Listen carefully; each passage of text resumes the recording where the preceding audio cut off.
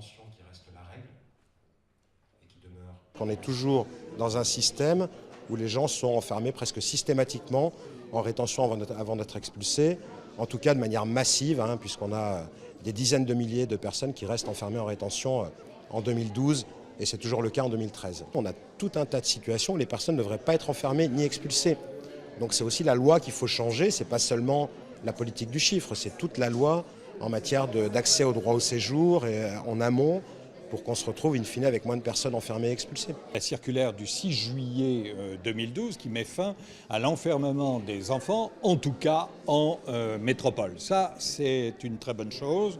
Il reste à le faire, évidemment, pour un département français qui est Mayotte. La loi dite Besson du 16 juin 2011 a donc entraîné une durée de rétention à 45 jours. Et le résultat en 2012, c'est que la durée moyenne de rétention a augmenté. Elle a augmenté, elle est arrivée à un peu plus de 11 jours. Donc, et dans certains centres, ça a été beaucoup plus marqué. Et cet allongement de la durée de rétention, elle entraîne souvent des souffrances supplémentaires pour les personnes.